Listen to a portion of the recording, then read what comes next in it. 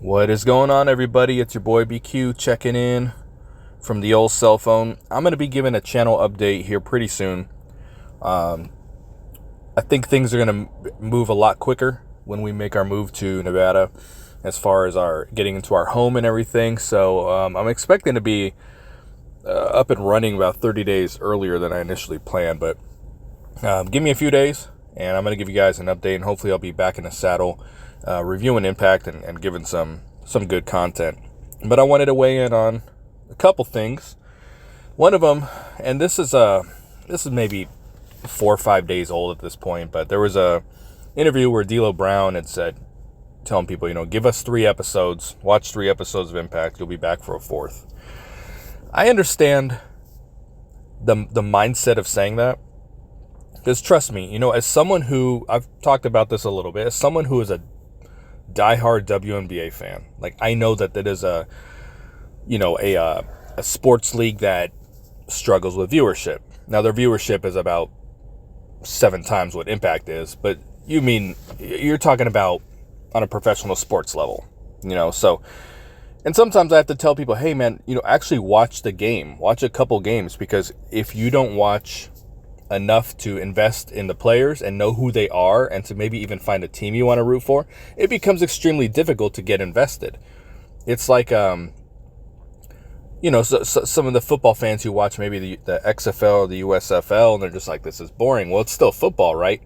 Granted, it's not NFL quality football, but it can be difficult to watch some of those leagues when you don't really know the players or very few of them. So I do understand that mindset where you want to say, hey, give it a chance, give it a few games, give it a few episodes. I get that, but and I know I probably sound like Vince Russo in a sense, because this is something he would say, but I don't really agree with that from a professional wrestling standpoint of saying, hey, watch for 3 episodes.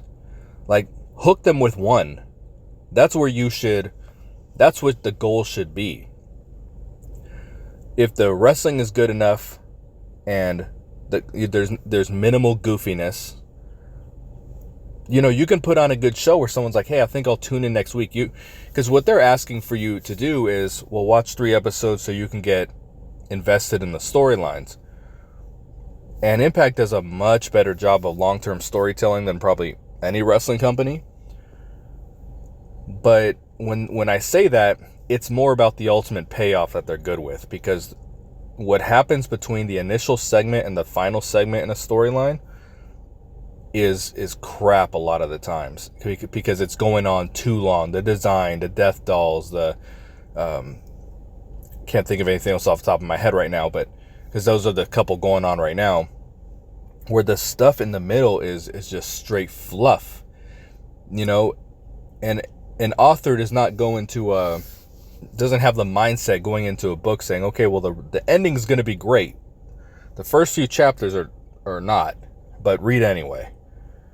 You have to do a better job of hooking people than I think they are right now. And it's really a 2023 problem, because I didn't feel this way in 2022. I felt the show was pretty consistent. Yes, there were some bad episodes. There were some episodes better than others, but it was fairly consistent. And I don't get that consistency this year. And it goes back to what I've always been talking about, which is the production value. And, specifically 2 weeks ago, that episode was so dark. And I was watching on my phone. I was positive that the light settings on my phone were turned down, because I was like, I cannot see. Now, the episode before that looked fine. So it's like this week-to-week thing. But even when I say fine, like, it has to be better. And, if you watched AEW Collision, which was a really, really good show, and this is not me kissing AEW ass, because I think AEW Dynamite is awful.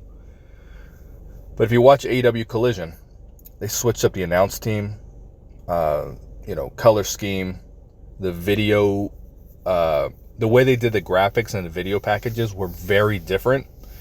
And the show, despite being in the same setup of the ring and the same camera angles, it felt very, very, very, very different. It felt more sports oriented, and That just goes to show that you can make something feel different than your competitors. And I've been asking for that for Impact for quite some time.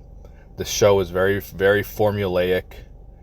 There's just very little chances taken from the standpoint of presentation.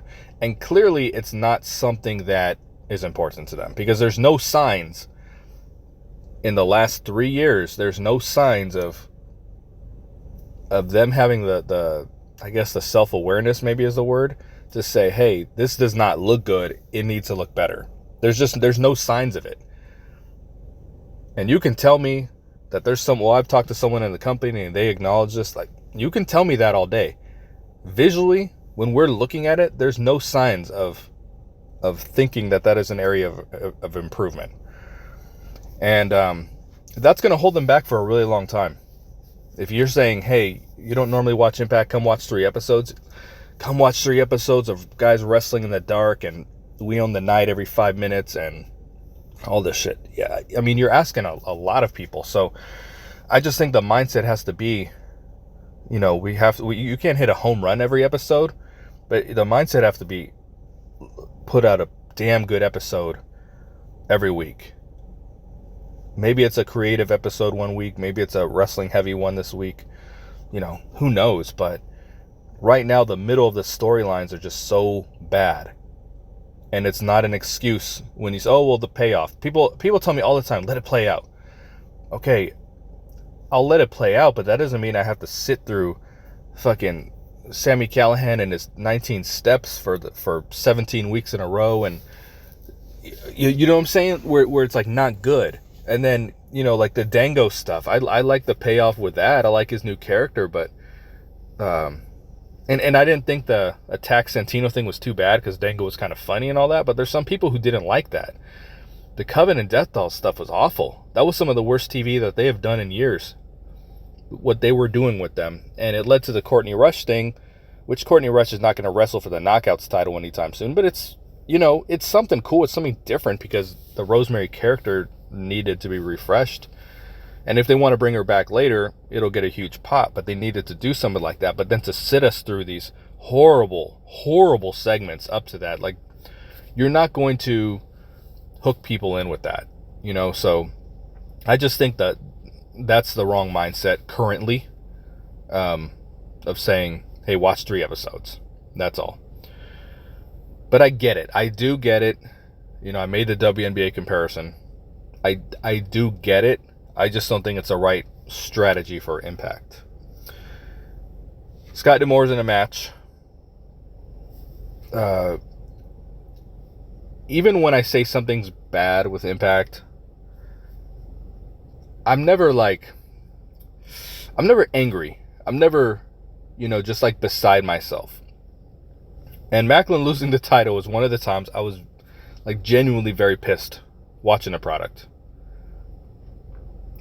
And, resting on the TNA laurels instead of trying to move forward with someone, man, that is just so opposite of what I want as a fan. So opposite. And he's not getting a rematch. He's getting a rematch, but it's a throwaway rematch. It's in Australia before Slammiversary. He's not going to win. So that it pisses me off. And it's just like what him and Bully Ray were doing looked like it was going to be such good television. Like, I wanted to tune in to see how they were going to run the show. And now it's about their feud with Scott D'Amore. And I don't think anybody's asking for this. I don't think Scott is over as a television character like he may think he is. Now, I'm real critical of Scott DeCringe on screen. Off screen, not so much. He's done a good job with Impact. I think most people can agree with that. Whether it's, there's been hits and misses with the creative and the booking and stuff like that. And obviously, the production values I'm talking about is not important to him. But he's keeping the company going, and it's strong, it's driving. We have no issues with that. It's the annoying on-screen character and the annoying squeaky voice and the headset and the Canadian destroyers, and like, he's not over like that. He wants to be Vince McMahon, and the only comparison to Vince McMahon is that people want to see him get his ass kicked. Like, I popped when he went through the table. I popped when Steve Maclin hit him with the fucking belt that one week, you know? Like, I want to see him get his ass kicked. I don't want to see him win.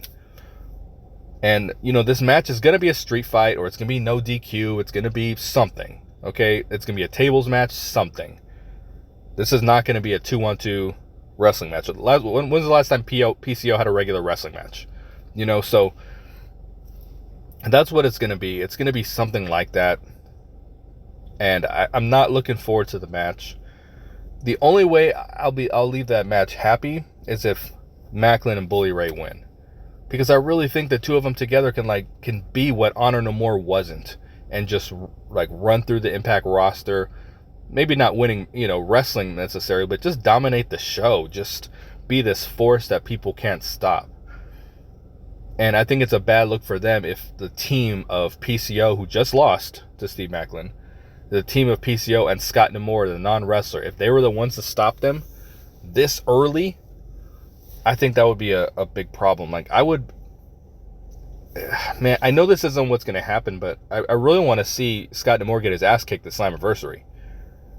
And I want to see Bully Ray or Steve Maclin pin him. That's the best way to go to drag this whole thing out. Because if it's any other outcome, you're just chopping these guys' balls off, and, you know, when they can be one of the cooler parts of the show. We're in this very babyface heavy era in Impact right now. All the champions are babyfaces, with the exception of the Coven. The top two matches at Slammiversary are babyface versus babyface. Like, I don't want a feel-good show. I want some wrestlers, some heels to get some real heat. You know, I don't want to see all the baby faces win, you know. So I'm really not looking forward to the match. I don't think anybody asked for it. You know, it's not a bad story. Let me say that it's not a bad storyline what they're doing with Scott. It's just that I wasn't expecting Maclin to lose the title in the process, and I'm not wanting Scott to get over at this point, for him and PCO to win. I think they should lose, because one person is not a wrestler. So that's what I got about that. Last thing I want to say, I'm in my negative BQ mode today, is that, you know, speaking of AEW Collision, they put an episode on YouTube, or an upload, whatever you want to call it, of CM Punk's most controversial matches, or something along those lines.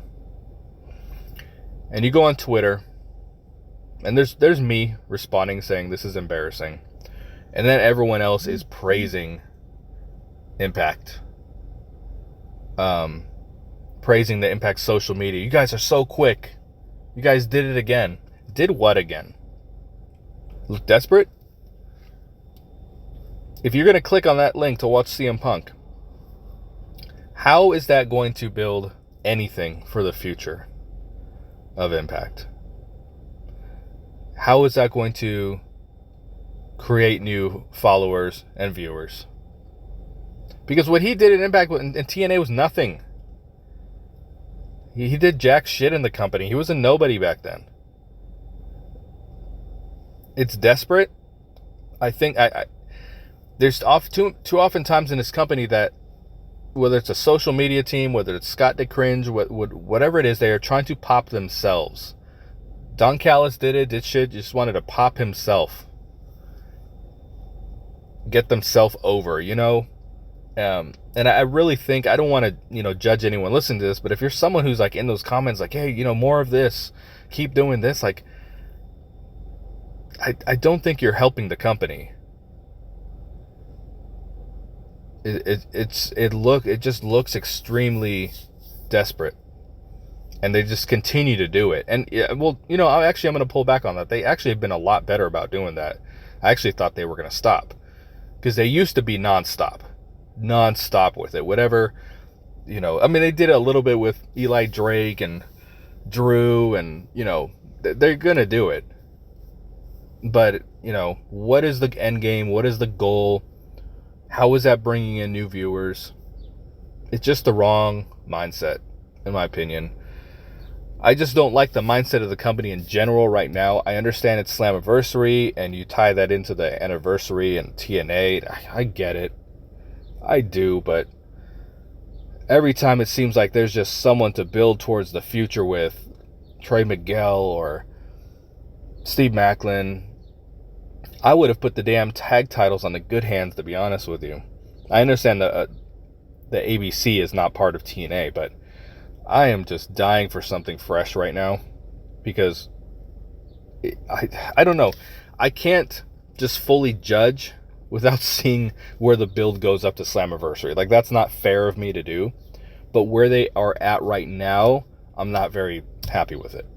So we're gonna see what happens building up to the show, because with Against All Odds, you know, usually the big pay-per-views where you have the baby faces get their comeuppance. Like, why did they all get their comeuppance at the previous show? You know, like Eddie Edwards should have beat Frankie Kazarian and built to something. You know, it's just weird. Just all the good guys win, and now you have to heat up a bunch of bad guys in a very short amount of time, and I just don't see how it happens. That's what I got for you guys. I know it's babbling for a while on the phone here, but stand by, because soon I'll be giving a channel update to you guys, and I'm very excited about it. I'm out. I'm your boy BQ. Peace.